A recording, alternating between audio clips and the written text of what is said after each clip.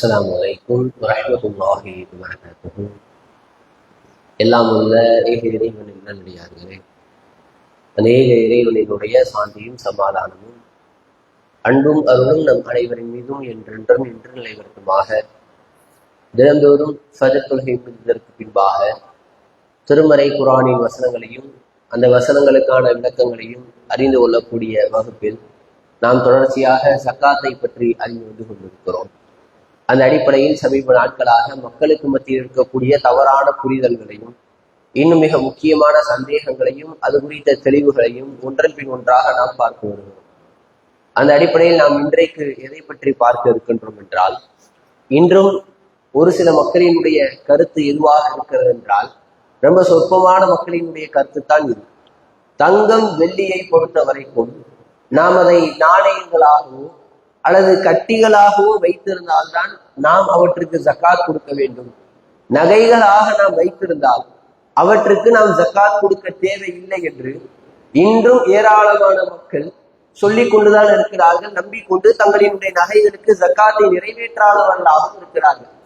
இது போன்ற ஒரு ஃபத்வாவெல்லாம் யார் கொடுப்பாங்க? ஜக்காத் கொடுக்காமல் தப்பித்துக் கொள்ள வேண்டும் என்கின்ற எண்ணம் கொண்டவர்கள் தான் இது போன்ற ஒரு சில மார்க்க தீர்ப்புகளை வழங்குவதாகவும் அந்த மார்க்க தீர்ப்புகளை ஏற்று செயல்முறைப்படுத்துபவர்களாகவும் இருக்கிறார்கள்.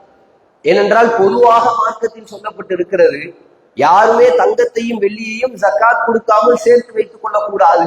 அப்படி சேர்த்து வைத்தால் உங்களுக்கு மிகப்பெரிய துன்புறுத்தக்கூடிய வேதனை இருக்கிறது என்று மார்க்கம் பொதுவாகத்தான் சொல்லி இருக்கிறது. நீங்க தங்கத்தை வெள்ளியை நாணயங்களாகவோ அல்லது கட்டிகளாகவோ சேர்த்து வைத்தால் அப்பதான் உங்களுக்கு தண்டனை, நகைகளாக சேர்த்து வைத்தால் கிடையாது என்று மார்க்கம் எப்பயுமே பிரித்து பார்க்கவில்லை.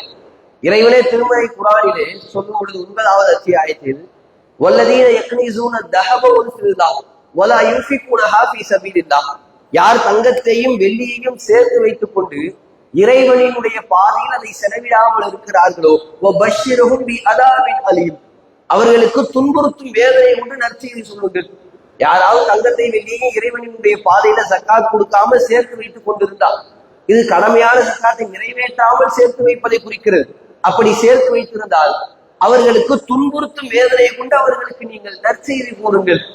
யௌம யுஹ்மா அலைஹா ஃபீ நாரி ஜஹன்னம், அவர்கள் எந்த தங்கத்தையும் வெள்ளியையும் சேர்த்து வைத்திருந்தார்களோ அவைகள் நாளை மறுமை நாளிலே பழுக்க காய்ச்சப்பட்டு வயுவாபிஹா திவாஹும் வலூருஹும், அவர்களினுடைய நெற்றிகளிலேயும் விழாப்புறங்களிலேயும் முதுகுகளிலேயும் அந்த தங்கத்தையும் வெள்ளி உலோகங்களை உருக்கி சூடேற்றப்பட்டு அவர்களினுடைய இந்தந்த பகுதிகளில் எல்லாம் அவர்களுக்கு பூசப்பட்டு அவர்கள் வேதனை செய்யப்படுவார்கள் என்று இறைவன் திருமறையிலே கூறுகிறான். இங்கே இறைவன் பொதுவாக தங்கத்தையும் வெள்ளியையும் பற்றித்தான் கூறிக்கொண்டிருக்கிறான்.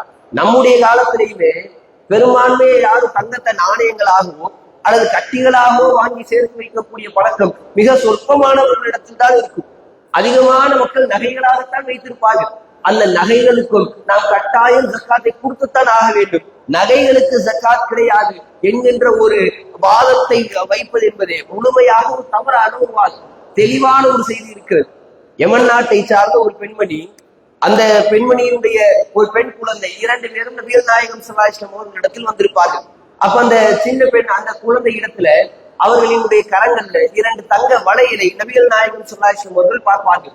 பார்த்து விட்டு கேட்பார்கள், இந்த தங்க வளையல்களுக்கு நீங்கள் ஜக்காத்தை கொடுத்து விட்டீர்களா அப்படின்னு கேட்பாங்க. அப்பொழுது அவங்க சொல்லுவாங்க, இல்ல நாங்க ஜக்காத்தை கொடுக்கல. உடனே ரசூலுல்லாஹ் என்ன சொல்லுவாங்கன்னா, நீங்கள் ஜக்காத்தை கொடுக்காமல் இருந்தால் நாளை மறுமையில் இறைவன் இந்த 2 தங்க காப்புகளுக்கு பதிலாக நரக நெருப்பாலான 2 தங்க காப்புகளை உங்களுக்கு அணிவிப்பது உங்களுக்கு விருப்பமாக இருக்குமா என்று கேட்கிறார்கள். ஜக்காத் கொடுக்கலனா மறுமையில நீங்க தண்டிக்கப்படுவீர்கள் என்று சொன்ன மாத்திரத்தில் அந்த சிறுமியை 2 காப்புகளையும் கலட்டி கொண்டு வந்து நபி அவர்களிடத்தில் ஜக்காத்தை நிறைவேற்றியதாக செய்திகள் இருக்கிறது.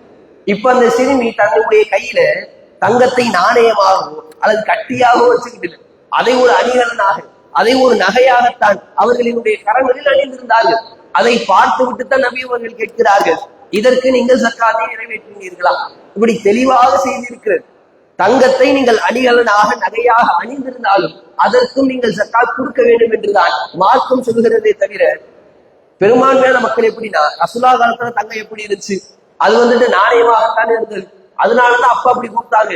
நம்மளும் இப்ப நாணயமாக பயன்படுத்தினால் தான் கொடுக்க வேண்டும் என்று எடுக்கக்கூடிய இந்த ஒரு வாதம் என்பது முழுமையாக தவறான ஒரு வாதம் என்பதை நாம் புரிந்து கொள்ள வேண்டும். இதற்கு அடுத்தபடியாக இன்னும் ஒரு சில பேர் என்ன சொல்வார்கள் என்றால், தங்கத்துக்கு வெள்ளிக்கிழமை கூட சக்காத்து கொடுத்துக்கலாம், அது நகையா இருந்தாலும் பிரச்சனை இல்லை, நாணயமாக இருந்தாலும் பிரச்சனை இல்லை, நம்ம எதுவாக இருந்தாலும் கொடுக்கணும். ஆனால் மிற்ற கற்கள் இருக்கிறது அல்லவா, இப்ப வைரம், வைடூரியம், மரகதம், இது போன்ற மிக விலை உயர்ந்த கற்கள், இந்த கற்களுக்கெல்லாம் நாம் சக்காத் வழங்க தேவையில்லை. ஏன்னா மார்க்கத்துல சொல்லப்படலை. மார்க்கத்துல சொல்லப்பட்டிருக்கு. எதுக்கு சொல்லப்பட்டிருக்குன்னா தங்கத்துக்கும் வெள்ளிக்கு தான் சொல்லப்பட்டிருக்கு. மற்ற விலை உயர்வான கற்களுக்கெல்லாம் மார்க்கத்துல எந்த விதமான சக்காத்தும் சொல்லப்படல. அதனால நீங்க அப்படிப்பட்ட பொருளாதாரத்தை வைத்திருந்தால் ஜக்காத் வழங்க தேவையில்லை என்கின்ற கருத்தும் இன்றைக்கு மக்களுக்கு மத்தியில் நிலவி வருகிறது. இதுவும் ஒரு தவறான ஒரு கருத்தாகும். நம்மிடத்தில் பொருளாதாரமாக எது இருக்கிறதோ அதற்கு நாம் நிச்சயமாக ஜக்காத்தை வழங்கி விட வேண்டும். ஜக்காத்தினுடைய நோக்கமே நம்முடைய பொருளாதாரத்தை தூய்மைப்படுத்துவதுதான். நம்மள்ட்ட இருக்கிற எல்லா பொருளாதாரங்களையும் நாம் தூய்மையாக வைத்திருக்கணும். அது எப்படிப்பட்ட பொருளாதாரமாக இருந்தாலும் சரி. ரசூலா நேரடியா சொல்லல, தங்கத்துக்கு வெள்ளிக்குதான் சொல்லி இருக்கிறாங்க, வைரத்திற்கோ மரகத்திற்கோ சொல்லவில்லை. அப்படின்னா ரசூலா பணத்திற்கும் சொல்லல. இன்றைக்கு நம்முடைய காலத்துல புழக்கத்தில் இருப்பது அதிகமாக நம்ம தாளாக வைத்திருக்கக்கூடிய, நோட்டாக வைத்திருக்கக்கூடிய பணம். இந்த பணத்திற்கும் நபி அவர்கள் நமக்கு ஜக்காத்தை வழிகாட்டியது கிடையாது.